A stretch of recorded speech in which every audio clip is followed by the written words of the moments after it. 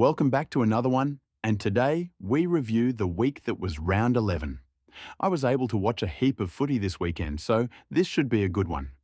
It was looking like it was going to be a really good week for me, but on Sunday, just about everything went wrong, which I'll get into a bit later. I ended up scoring a 2,279, which isn't horrible in the end, and I almost managed to hold rank, slipping back about 600 places. Going through the team and the backline was very up and down. Kicking it off was Zorko, who was just really good once again to score 127. Aside from fantasy, he had an outstanding game and just killed the Hawks. He might be 36, but somehow it feels like he's in his prime.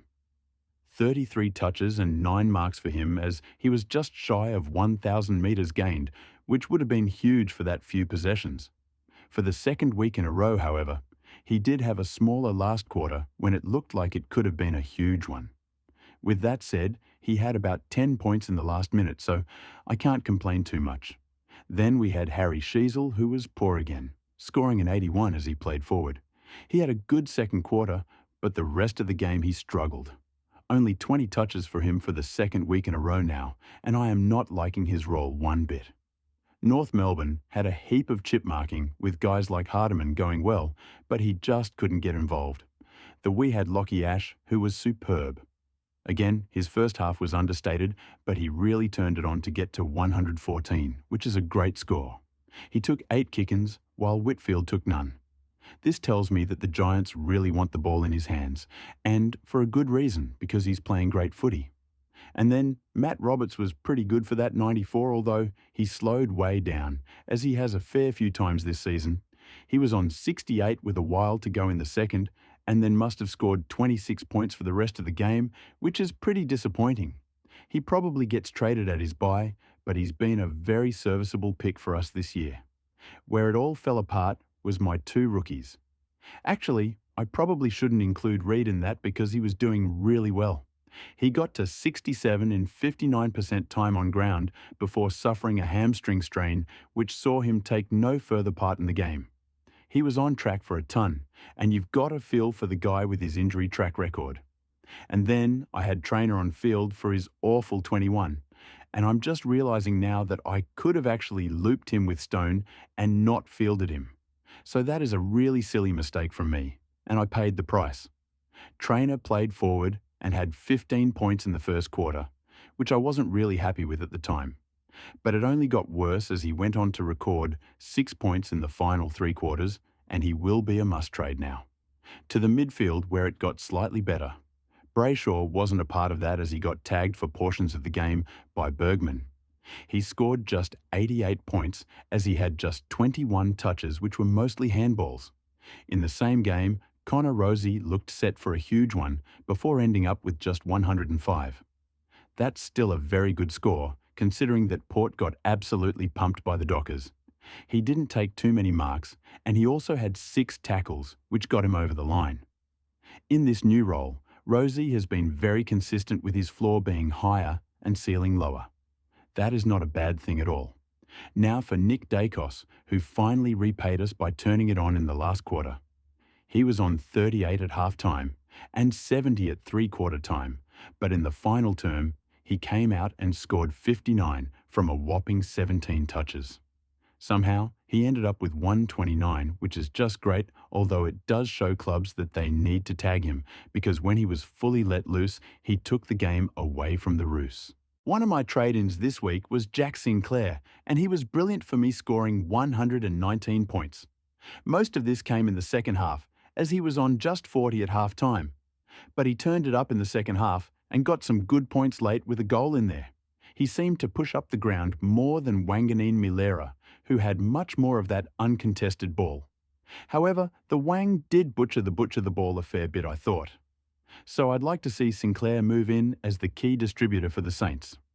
While I'm talking about him, there was also something I wanted to mention, and I've discussed it before. These not 15 calls are getting ridiculous. There were a few that happened to Zorko, Ash, Sinclair and a couple others in my team, but that's not what annoys me. My problem is that some of them are so obviously 15 metres and then you go and see a 10-metre kick paid a mark. It is so inconsistent. But genuinely, there was one with Sinclair that must have gone at least 30, probably even further, and the umpire paid not 15 almost before the ball had even been kicked, because he had just committed to it. I get that it's hard to police in the moment, but just as fan, I find it quite frustrating.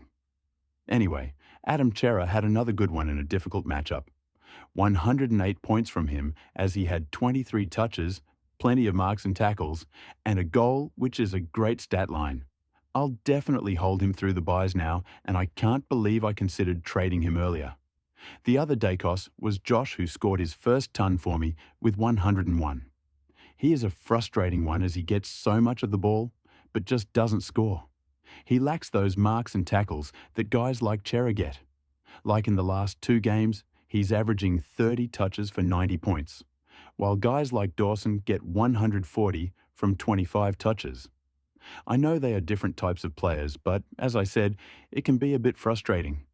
Then I used Will Lorenz to loop Levi Ashcroft on field for his 89, which is yet another really good score, and he will serve my very well during the buys before he probably goes in round 16. I also had Xavier Lindsay there, who scored 79, which was far more than I was expecting, albeit in a very high-scoring game. He was on 72 at three-quarter time, and then stopped, but still really good, and that will get his cash gen going until his round 15 bye, when I will look to move him on. And also, on the bench, I had Murphy Reed, who scored 94 in probably the most unexpected score of the week. He kicked 4 goals and just surpassed every milestone for his highest score of the season by a fair bit. Like Lindsay, his cash gen is now back, although he likely goes in round 13 for his bye. When it came to the ruck department, I came crashing back to reality this week when they scored 150 points less combined than they did in round 10. Starting with Tristan Xerri, who scored just 86 in his contest with Darcy Cameron. He just didn't get the touches or tackles that he's had in recent weeks, and to be honest, I was actually very surprised with this score, and I thought his floor would have been far higher. I had him as the number 1 ruck for the rest of the season, but he got outscored by 60 points from Max Gawn, who continues to kill me. Then we had Rowan Marshall, who had one of the worst starts to a game you could possibly imagine, scoring just 11 points in the first quarter and 31 in the half. However, he had a 29-point last term, which saved him as he ended up getting to 77, which isn't far off what I initially expected in the Wits matchup. Only 11 touches and 0 marks is not great, and I don't know if it will get much better against Big Max next week. My forward line was the best line for me. And kicking it off, I had Bailey Smith as the VC on Thursday night, who scored 126 points. In hindsight, we had Martin score way higher, but I'm still very glad I chose Smith as my VC, and he was a great safe option, whose average is now over 120, and he continues to deliver for us. Then we have the guy who I just mentioned, and that is Nick Martin. He was the most traded in player of the week, and rightly so. The Richmond matchup was always going to be a good one, but I didn't see this coming. 160 points from Martin, including an enormous 60-point last term. He had 35 touches, which were mostly kicks, and then not just 9 marks, but also 8 tackles. And you can also throw a couple of goals in there too. Just insane stuff from him. And although he was no longer a pod for me this week, I'm still really happy with that score. Then there was Christian Petracca with 104 in the really high-scoring Sydney-Melbourne game. He had a few down scores there, so it's good that he's back scoring tons for us. 28 touches, 3 marks, 4 tackles. Very solid there. Isaac Rankin was someone who didn't capitalise on their matchup, scoring just 89 points when a lot of Crows players went huge. He only kicked 1 goal despite the Crows smashing West Coast, and he didn't really have too much of the ball either. It's not a horrible score or anything, but when guys like Sam Berry are going big, I'd at least expect a 90. Now for my other trade-in, Chad Warner, who scored 112, which was very unexpected. I got him purely because he was all I could afford and I wasn't too keen on him. But credit to the guy, he did very well on debut for me, and I'm more convinced that he could be a top 6 forward now. And my final on-field spot was Matthias Filippo, who was a bit better this week. He started forward and scored 30 points in the first half, which was very disappointing. After halftime, however, he hung around the ball a fair bit more and looked really good when doing so, managing 30 points in the third quarter. However, in the final term, he was ahead of the ball again and only got to 71. Interestingly, he was on 72 early in the fourth, and then champion Data went and took 6 points off him, which must have been a miscounted mark and kick, but that was just something I'd never seen before, so I found it interesting. On the bench, I was blessed with 10 points from Ted Closey, who is speedrunning the journey to basement price. And Caden Cleary did well to score 51 points. Oh, and in the utility, we had Hugh Boxshall, who scored 35 in 27% time on ground, and looked really good, though. I think he should be in the starting 22. If you are a Saints fan, feel free to disagree with me, but I think they look and play far better with Boxshall on field. I reckon he will become a seriously good player in the future. So there we have it. A round rank of 12,000 with a 21 on field isn't the worst. I also missed a heap of ceiling scores as per usual. Here's a quick list of popular players who went huge that I didn't have. Zach Merritt, 149. Max Gawn, 140. Jordan Dawson, 139. Ned Long, 132. Wanganeen Malera, 134. So given the fact I had none of them, I suppose, it's not too bad. But watching the games on Sunday and seeing Dawson, Gawn and the Wang all rack up was very painful, especially in the Saints game because in the first quarter I had 3 guys in the poo, Marshall and Sinclair, and Wang was scoring pretty much equal with the 3 combined. The plus and minus 3 now. The plus 3 should be pretty obvious by now. Nick Martin has to have it, with the biggest score of the year so far. He's now averaging 140 in his last 3, which is awesome. And the negative 3 is one you wouldn't guess. It's going to Miles Bergman. Yes, I'm aware he's not in my team, by the way. So if you are a frequent viewer, I'm sure you've heard me go on this rant plenty of times, but just hear me out here. Miles Bergman has single-handedly ruined my season. It all started when I made the decision to pick Bergman and Petraka over Bowie and Dawson in my starting team. This one decision cost me hundreds of points in just the first few weeks, and I don't even want to know how much now. And then it got worse when Bergman dropped to 30, and I had to trade him. That was the week I wanted to go TDK to Gawn, but I couldn't because of him. And then, after all that, he has the audacity to start scoring well again. I really need to get over this, and I'm sorry I will stop going on about it at some point, but it is just so frustrating how one poor decision can have such a damaging flow-on effect. So moving on, and my trades were some of my best all year. Instant reward on both. McRae and Horne-Francis obviously had to go, but I brought in 2 guys priced around 90, and they both went over 110 and more than I expected. So yeah, my decisions didn't let me down. I just got a bit unlucky.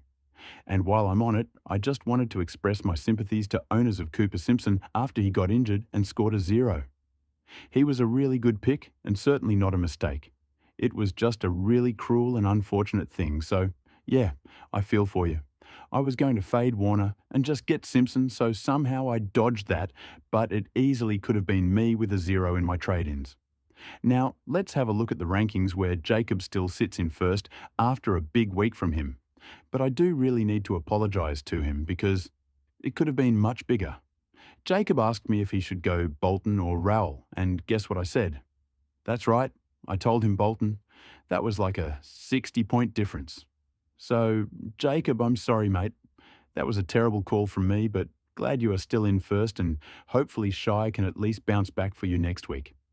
And for the round leader, we had Craig, who scored a 2,607, which is just ridiculous. And also up there was Tim's Timbercats, who came in third for the round, and he's been part of this community, so great to see him have an awesome one too. Heading over to our open league, and I've dropped again, down to 35th, which is a bit embarrassing really. So Jacob leads, and then Tim has shot up after that big one, like I said, and there's also David coming in at 106th. We have 13 people in the top 1,000 and then 40 inside 5,000.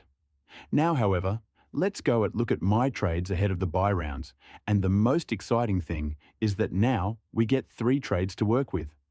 I've already put my trades in, and currently I've got Reed, Trainer and Connor Stone out. Then Merritt, Clark and Hayes come in, banking plenty of cash. My aim is to bank some coin for round 13 so I can get an extra premium in next week when they've already had their bye, rather than trading in someone this week who's got a bye coming up. But I'm not completely ruling out trading a Harry Sheasel, however I think that might be a bit crazy. Just fixing up these rookies will probably be what I do, with Reed injured and Trainer needing to go. Clark definitely has to come in as well after he scored 98 points on debut and will have a very low break-even. The third trade is pretty much a free hit, and I'm not sure what I'll do there yet, but Hayes was alright, and that could be an opportunity for me to jump off a red dot like Stone. I also should mention that we've had some new DPPs added, which I'll go over properly on Thursday. The only one I can notice right now is Connor Rosie, who's got defender status, which we saw coming, but I'm sure there are others. But with that said, let me know how you went and what your trades will be. Hopefully, I can give some better advice than I gave to Jacob, and I'll see you back on Thursday for some proper trades.